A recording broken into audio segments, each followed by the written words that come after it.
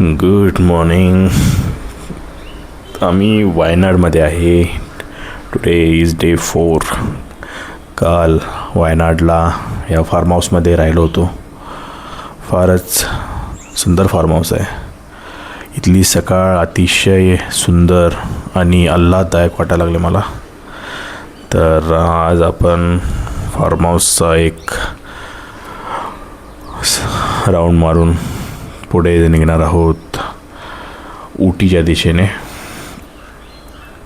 हे form house 200 वर्ष जुनं असून त्यांनी फारच सुंदर मेंटेन केलेलं आहे. इथल्या ऑनरनी अतिशय कष्ट घेऊन हे फार्म हाऊस मेंटेन केलं आहे. माणूस फारच चांगला आहे. आम्ही ही 2 कॉटेजेस घेतले होते सेपरेट आणि निवांत रेस्ट केले.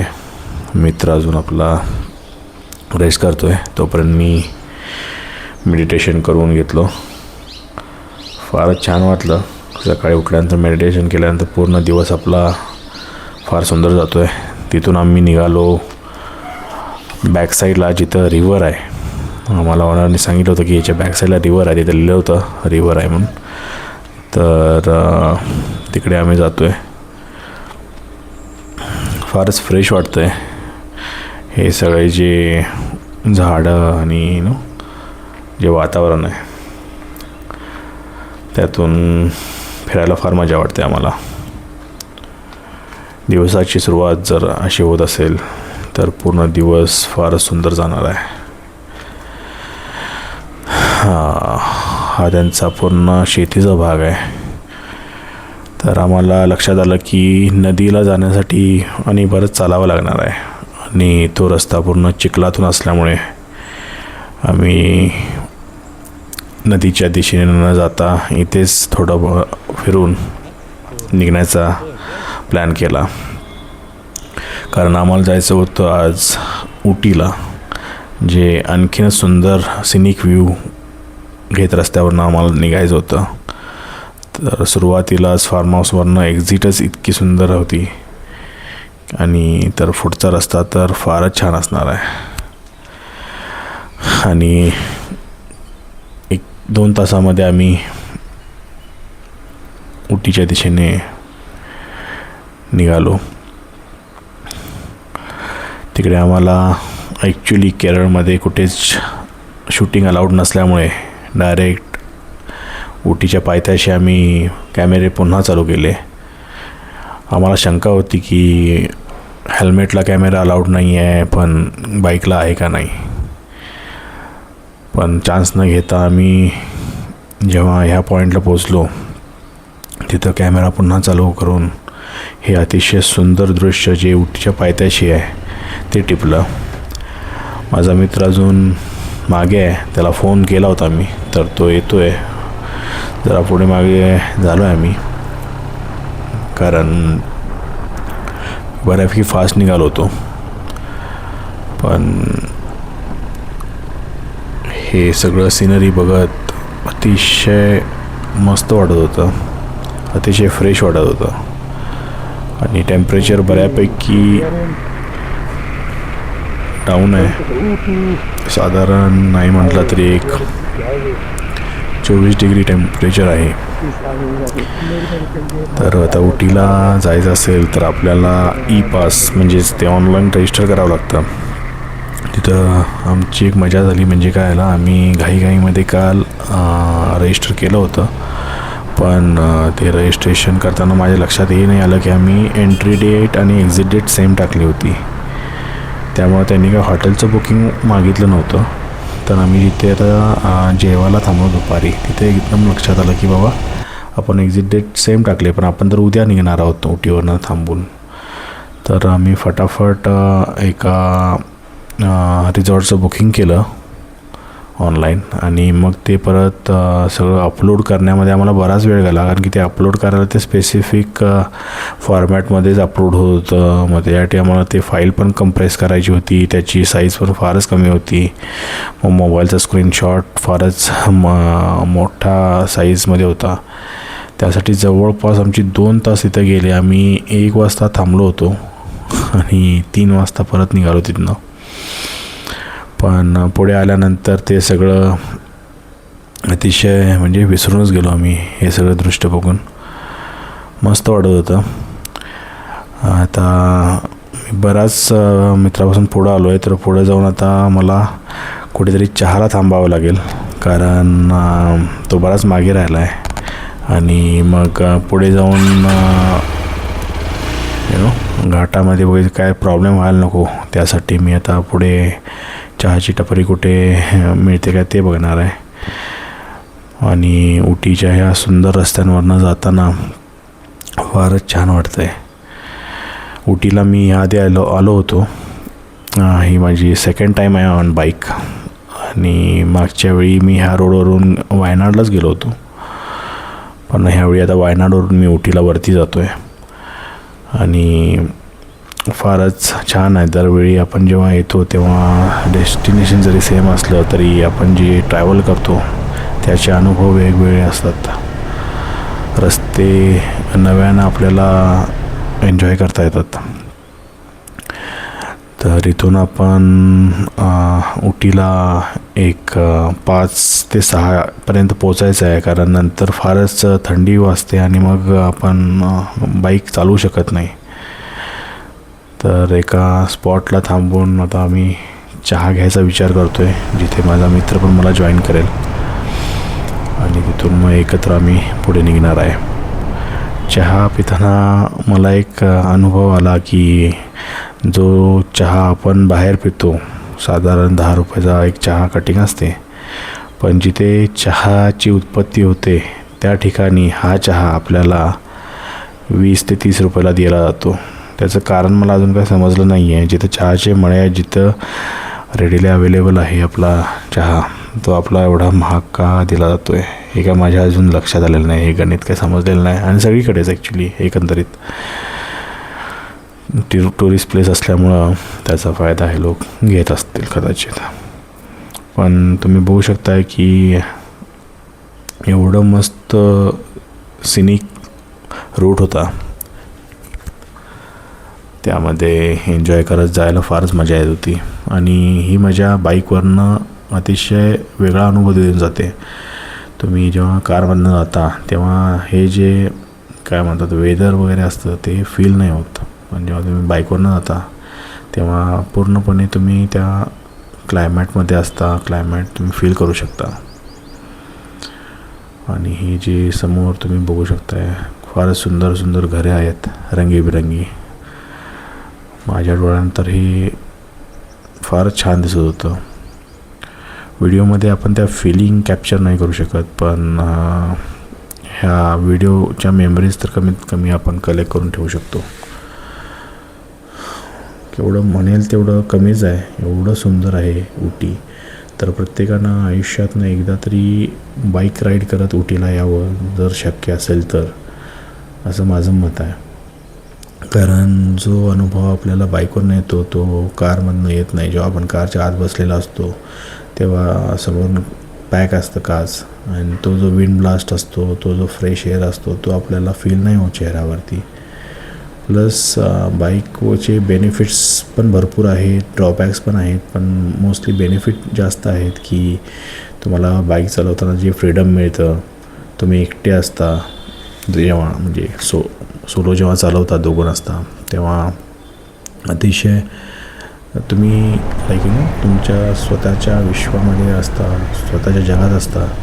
आणि ते एक वेगळंच ॲडव्हेंचर आहे, स्वतःच्या स्वतःमध्ये हरवून जाणं आणि हे सगळं एन्जॉय करणं. अशावेळी हे मेडिटेशन केल्यासारखंच आहे. फारच रिफ्रेशिंग वाटतं आणि तुम्ही दुसऱ्या कोणत्याही गोष्टीचा विचार करत नसता. आणि बाईकवरनं जाताना हे जे ओव्हरटेकिंग वगैरे आहे फारच इझिली आपण करू शकतो, कारण आपल्याला कमी स्पेस लागतो. प्लस मी बघितलं की बऱ्याच ठिकाणी जेव्हा गाड्यांच्या लाईन लागलेल्या असतात तेव्हा आपण कडेनी कसंही जाऊन बाईकवरनं पुढे जाऊ शकतो. त्यासाठी जास्त जागा लागत नाही. बरेच जण अडकून पडतात, पण आपण मात्र कडेनी निघून जाऊ शकतो. तर आता माझा मित्र बराच मागे राहिलेला आहे. आता टाईम आहे की पुढे जाऊन एक ब्रेक घ्यायला पाहिजे. जवळपास 1.5 तास कंटिन्युअस गाडी चालवल्यानंतर ब्रेक तो बनता आहे. आता साधारण 4:30 वाजले होते. तर एका कॉर्नरला मला चहाची टपरी दिसली.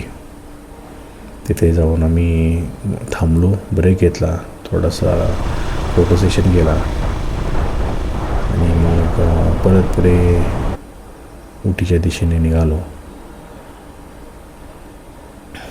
तर रूट हा एवढा सुंदर आहे, त्यामुळे मी हा व्हिडिओ जास्त एडिट केलेला नाही आहे. त्यामध्ये जेवढं आपल्याला वाव, हे म्हणजे अतिशय सुंदर आहे. आणि इथं तुम्हाला राहायचं असेल तर कमीत कमी 2 दिवस राहायला पाहिजे, कारण इथे फिरण्यासारखे पॉईंट तर आहेतच. पण पॉईंट बघण्यापेक्षा जसं आम्ही बाईकवरनं जातो आहे तेव्हा हे ऑलरेडी हे पॉईंट्स बघत जाण्यासारखंच आहे. तर मोस्टली असल्या हिल स्टेशनला पॉईंट म्हणजे काय असतं, तर तुम्ही एखाद्या पॉईंटला जाता आणि तिथून डोंगरदऱ्या बघता. तर ते मोस्टली कसं असतं की आपण जेव्हा कारमधनं किंवा बसमधनं जातो तेव्हा ते सगळं आपल्याला दिसत नसतं, त्यामुळे त्या पॉईंटला आपण जाऊन बघत असतो. तर लवकरच मी ह्या पॉईंटला थांबलो आणि मित्राला फोन केला आता की भाई आहे कुठे तू. तर इथे चहा प्यायचा आमचा प्लॅन होता.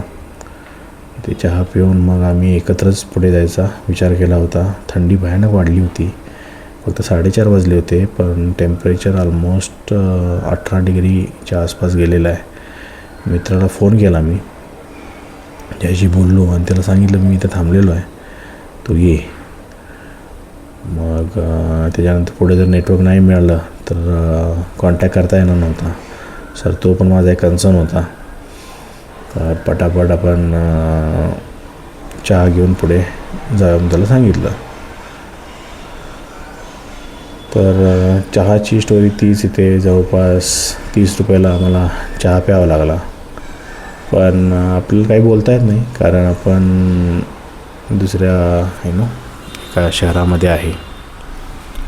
चहा काय एवढा बेसिकच असतो, पण ह्यांची एक चहा करण्याची पद्धत वेगळी आहे. ते ब्लॅक टी वगैरे असतो, त्याला ग्लासमध्ये घेतात, मग त्याच्यामध्ये दूध टाकतात आणि मग वेगळ्या पद्धतीने एक चहा तयार करतात. त्यामध्ये चहाचा जो फ्लेवर असतो तो फार चांगला येतो त्याच्यामध्ये. तर मित्र आता यायला लागला आहे, तोपर्यंत मी आपलं चहा मागवतो आहे आणि मग चहा घेऊन आम्ही दोघं एकत्र निघालो. तर तिथून जवळपास अजून 1 तासभर लागणार होता आम्हाला उटीला पोचायला. तर ह्यावेळी आम्ही जो फार्म हाऊस बुक केला होता तो उटीला बुक न करता खालती कुन्नूर या ठिकाणी केला होता, कारण की उटी हे फारच गजबजलेलं आहे आणि तिथं फारच गोंगाट वगैरे आहे. त्यासाठी आम्हाला अतिशय फॉरेस्ट एरियामध्ये असं रिसॉर्ट पाहिजे होतं, ते आम्ही बुक केलं. तर होपफुली रिसॉर्ट चांगलं असेल अशा अपेक्षेने आम्ही निघालो होतो. तर उटीहून कुन्नूर जास्त नाही लांब आहे, एक 18 ते 20 किलोमीटर आहे तिथून. पण अल्टिमेटली जेव्हा तुम्ही उटीला येता तेव्हा कुन्नूरला जाऊन साईट सीइंग करता. तर हे मी मागच्या वेळी बघितलं होतं, त्यामुळे ह्यावेळी आम्ही उटी अवॉइड केलं आणि उटीला न थांबता डायरेक्ट कुन्नूरला जायचा आम्ही निर्णय घेतला. इथं फक्त कसं आहे, तुमचे शॉप्स वगैरे त्या एरियामध्ये लिमिटेड आहेत. त्यामुळे जर तुम्हाला काय घ्यायचं असेल तर उटीमध्ये शॉपिंग करून किंवा कुन्नूरच्या मेन इथे शॉपिंग करूनच तिथे रिसॉर्टवर जायला पाहिजे. आम्ही जो घेतला होता तो डॉल्फिन नोज रॉक, त्या पॉईंटला आम्ही रिसॉर्ट घेतला होता. तर तो फारच आतमध्ये होता आणि तिथून जवळपास अर्धा तास कुन्नूर होतं. 20 मिनटं तर कमी होतं. आणि प्लस तुम्ही रात्रीचं त्या थंडीमध्ये गाडी चालवत जाणार नाही. त्यासाठी काही ज्या तुम्हाला गरजेच्या गोष्टी असतील त्या कुन्नूरमधूनच घ्याव्या लागतील. आणि एक म्हणजे जर तुम्हाला पेय घ्यायचं असेल तर इथे वेगळ्या वेगळ्या म्हणजे कुठेही मिळणार नाही. तुम्हाला त्या गव्हर्मेंटच्या शॉपमधूनच घ्यावं लागेल. ते तुम्हाला आयडेंटिफाय करावं लागेल. त्यामुळे त्याची पण सोय आपण आधीच केलेली बरी पडते. आणि अतिशय सुंदर रस्त्यांवरनं जे गाडी चालवणं आहे ते अविस्मरणीय आहे. ह्या आठवणी आयुष्यभर आपल्या बरोबर राहतात. इथे एक आपला पॉईंट दिसतो आहे. बरेच कॉलेजची मुलं दिसत आहेत आपल्याला गाड्या आलेल्या. तर ह्या सगळ्या पॉईंटला जाऊन वगैरे बघता येतं, एन्जॉय करता येतं. पण आम्हाला तर बाईकवरतीच मजा येत होती. त्यामुळं असं सेपरेट आम्हाला जायची गरज नव्हती, कारण की प्रत्येक इंच आणि इंच आम्ही एन्जॉय करत होतो. जेव्हा रोडवरनं जातो तेव्हा आपण हे सगळं बघतच जातो आहे. स्पेशली त्या ठिकाणी जाऊन जर तुम्हाला फोटोज वगैरे घ्यायचे असतील तर घेऊ शकतो. अदरवाईज मला तरी बाईकवरनं नुसतं फिरण्यामध्येच जास्त मजा येते. पॉईंट हे सेपरेट परत तिथे जाऊन अनलेस ते काहीतरी युनिक असेल तरच बघायला आवडतं. नाहीतर जेव्हा आपण रोडवरनं जात असतो तर आपलं साईट सीनिंग हे कंटिन्युअस चालूच असतं आहे. आणि Insta360 आपण घेतल्यामुळे सगळंच कॅप्चर होत असतं ऑलराऊंड. आणि हे आपल्याला नंतर सेव्ह करून मस्तपैकी ठेवता येतं आपली मेमरी म्हणून. तर ही मेमरी आपल्याबरोबर आयुष्यभर राहणारच आहे. पण जे ते फिलिंग आहे ते आपण ह्या कॅमेऱ्यामध्ये कॅप्चर करू शकत नाही आहे. ही अतिशय सुंदर लेक तिथे दिसत होती. आणि ते जे गूज बम्स होते हे बघितल्यानंतर ते आपल्याला ह्या व्हिडिओमध्ये मांडता येत नाहीत. आणि फारच मनमोहक असं हे दृश्य होतं. तुम्ही बघू शकताय की चारू बाजूला हिरवंगार वातावरण आहे. स्पेशली तुम्ही जेव्हा पावसाळा संपला येतो आहे तेव्हा तर हे दृश्य फारच छान असतं. त्यामुळे आम्ही पूर्ण प्लॅन करून ही ट्रिप नोव्हेंबरमध्ये काढलेली आहे. तेव्हा सगळीकडे हिरवळ पसरलेली असते आणि थंडी जस्ट चालू झालेली असते. त्यामुळं एक्स्ट्रीम थंडी पण नसते उटीमध्ये. So that is the best time I believe. तुम्ही येऊ शकता इकडे. काही जणांना जास्त थंडी पाहिजे असेल तर नोव्हेंबर डिसेंबरमध्ये पण येऊ शकतात. पण अदरवाईज नोव्हेंबर हा बेस्ट टाईम आहे. याशिवाय आम्हाला कुठं काही प्रॉब्लेम असा वाटला नाही. सगळं काही छान आहे उटीमध्ये. तुम्हाला लँग्वेज बॅरियर 100% फील होणार आहे. त्यामुळे काही तुम्हाला शब्द त्यांचे पाठ करावे लागतील. तर पुढे येऊन मी एकतर टाकी फुल केली. बाईक घाटामधून चढल्यामुळे बऱ्यापैकी मायलेज कमी देत होती. आणि मग पुढे परत कुठे मिळेल का नाही माहीत नाही. तर जेव्हा जेव्हा आम्हाला चांगला पेट्रोल पंप मिळतो तेव्हा आम्ही टाकी फुल करून ठेवण्याचा प्रयत्न करतो. लास्ट एकदम एजपर्यंत येत नाही. भलेही 50% टाकी जरी झाली असेल तरी पण आम्ही त्याला फुल करून मेंटेन करतो. तर फायनली माझा मित्र आलेला आहे माझ्याबरोबर आणि आम्ही दोघं आता ह्या उटीमधून निघतो आहे कुन्नूरच्या दिशेने. उटी फार सुंदर आहे पण फारच क्राऊडेड झालेलं आहे.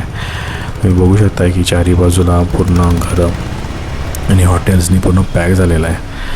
ते अवॉइड करण्यासाठी आम्ही कुन्नूरला जाण्याचा निर्णय घेतला.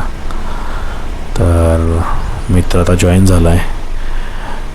एक्स्ट्रा लेयर्स पण आम्ही आतमध्ये टाकलेले आहेत. ग्लोव्जच्या आतमध्ये विंटर ग्लोव्ज पण म्हणजे वुलन ग्लोव्ज पण मी घातलेले आहेत. तेव्हा जाऊन जरा थंडी कमी वाजते. तर तुम्ही इमॅजिन करू शकता की केवढी थंडी होती त्यावेळी. म्हणजे एक साधारण 15 डिग्रीच्या आसपास प्लस जे विंड ब्लास्ट आहे त्यामुळे ती जास्तच लागत होती. पण मॅनेजेबल होतं. मध्ये ऊन येत होतं तर बरी वाटत होती थंडी. पण जसं संध्याकाळ होईल तसं ते फारच तीव्र थंडी होणार आहे. तर ह्या साईडनी कोईमतूरला जायचा रोड आहे. पण पुढून पण एक रस्ता आहे जो तिथे जॉईन होतो. तर उद्याचं डेस्टिनेशन आहे कोईमतूर, जिथे आदियोगीला आपल्याला जायचं आहे. तर ते अंतर जास्त नाही आहे. तर प्लॅन असा आहे की सकाळी निघायचं आणि एक लंच टाईमपर्यंत पोचायचं, लंच करायचा आणि साधारण एक 4-5 वाजता आदियोगीला निघायचं. कोईमतूरमध्ये राहून पुढे जायचं आम्ही प्लॅन केलेला आहे. कोईमतूरला कमीत कमी इव्हिनिंग टाईमला मला बऱ्यापैकी फिरता येईल, त्या दृष्टीने आम्ही ते तसं प्लॅन केलं आहे. भले तिथून 1 तासाची राईड आहे, पण सिटीमध्ये राहिलेलं कधी बरं असतं. तर तिथून आम्ही संध्याकाळचा टाईम याच्यासाठी पकडलं कारण तिकडे इव्हिनिंगला परत लाईटिंग वगैरे असतं आणि बऱ्यापैकी वातावरण पण चांगलं असतं, फोटो चांगले येतात जेव्हा आपण सनडाऊनरला जातो. तर ओव्हरऑल हा सगळा विचार करता आम्ही संध्याकाळचा टाईम धरला आहे. तर उद्याचा प्लॅन आहे कुन्नूर टू कोईमतूर फॉर आदियोगी. तर आम्ही आता कुन्नूरच्या दिशेने निघालो आहे. त्या पॉईंटला बऱ्यापैकी कन्फ्युजन होतं जेव्हा हे छोटे छोटे रस्ते असतात हिली एरियामध्ये. तर गाडी वळवण्यापेक्षा आम्ही पूर्ण खात्री करूनच पुढे जातो, कारण गाडी वळवणं फार अवघड आहे विथ लगेज, हेवी बाईक आहे आपली. तर त्यासाठी प्रत्येक ठिकाणी थांबवून व्हेरीफाय करूनच दोघांनी पण मॅप लावलेले आहेत आणि दोघं पण आम्ही इंटरकॉमनी कनेक्टेड आहे. तर ह्या ठिकाणी आम्ही ह्या मार्केटमध्ये आलो आहे. हे कुन्नूरचं मार्केट आहे. तर ह्या ठिकाणी आपण शॉपिंग करू शकतो आणि बाकी जे आपल्याला स्नॅक्स वगैरे काही खायला वगैरे हवं असेल तर इथून घेऊ शकतो. कारण आम्ही जे हॉटेल बुक केलं होतं तिथं जेवणाची सोय होती, पण अदरवाईज त्याच्या आसपास कुठलं शॉप नव्हतं. तर आम्ही ह्यासाठी ते स्नॅक्स वगैरे शोधत होतो. आता हा माणूस बघा, एकदम रस्त्यात स्पीड ब्रेकरनंतर त्याने गाडी थांबवली. तर अशी माणसं सगळीकडे असतात जगात, हे फक्त आपल्या इथे नाही आहे, सगळीकडे नमुने भरलेले आहेत. असो, पण हे आम्ही वातावरण एन्जॉय करत करत पुढे चाललो होतो. आणि कुन्नूर पण तुम्ही बघू शकताय बऱ्यापैकी पॅक्ड आहे, इथं पण क्राऊडेड आहे. पण त्यासाठी आम्ही जे रिसॉर्ट शोधलं होतं ते मागे शोधलं होतं. तेवढ्यात मला इथे ह्या ठिकाणी एक शॉप दिसलं जिथे आम्हाला पेय वगैरे घ्यायचं होतं. तर ते घेऊन आम्ही आता पुढे निघतो आहे.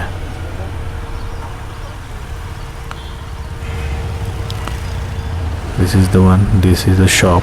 सो त्यानंतर आम्ही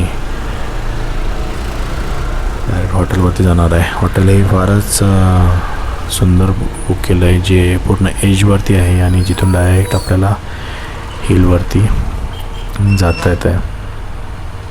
तर जास्त पुढे मागे न होता थांबूनच आम्ही एकत्र जातो आहे आणि ही मजा वेगळीच आहे ॲक्च्युली. लई भारी वाटायला लागले. तर आम्हाला ते ॲक्च्युली शॉप कुठलं ते समजत नव्हतं, त्यामुळे आम्ही फायनली तो प्लॅन ड्रॉप केला आणि मग सरळ आम्ही हॉटेलला निघायचा विचार केला. इथून जवळपास 5 किलोमीटर्स होतं, जास्त नाही आहे. तर हॉटेलवरती जाऊन आराम करण्याचा मी निर्णय घेतला शेवटी. आणि आजची इव्हिनिंग जी आहे ते आपण कुन्नूरमध्ये घालवून उद्या सकाळी पुढे वाटचाल करणार आहे कोईमतूरला, जी हार्डली आय थिंक 3 तासाचं राईड आहे, जास्त मोठी नाही आहे. तर तिथून मग आपल्याला आदियोगी बघून मग अल्टिमेट डेस्टिनेशन गाठायचं आहे मुन्नार, जिथे आपण 2-3 दिवसाचा स्टे करणार आहे. तर भारी वाटायला लागले बाईकवरनं एवढ्या लांब आलो आहे. आणि तिथून मग आपण फायनल डेस्टिनेशनला जाणार आहे रामेश्वरम, धनुषकोडीला. तर मजा येणार आहे ह्या सिरीजमध्ये. सो आजचा डे 4 आहे, जो आपण वायनाडवरून उटी मार्गे कुन्नूरला जातो आहे. आणि ह्या रोडचा आपण पूर्ण व्हिडिओ कॅप्चर करून यूट्यूबवरती अपलोड केलेला आहे. ह्या पुढचा व्हिडिओ असणार आहे आदियोगीचा. आणि तिथून मग आपण परत जाणार आहोत मुन्नारला. अण्णामलाई जो घाट आहे, फॉरेस्ट एरिया, तिथून आपण जाणार आहोत. आणि हा आहे road towards Dolphin Nose point. तर त्या पॉईंटवरतीच आमचं हॉटेल आहे. फारच सुंदर असं हे सिनिक पॉईंटला आम्ही हॉटेल बुक केलेलं आहे. तुम्ही बघू शकता की राईट साईडला केवढं हिरवंगार आहे, चहाच्या मळ्यांनी पूर्ण भरलेलं आहे. आणि परत एकदा तेच सांगतोय मी की ही फिलिंग्स आपण कॅप्चर करू शकत नाही, फक्त व्हिडिओज कॅप्चर करू शकतो. तर उद्या भेटूया डे 5ला नेक्स्ट व्हिडिओमध्ये फ्रॉम कुन्नूर टू कोईमतूर.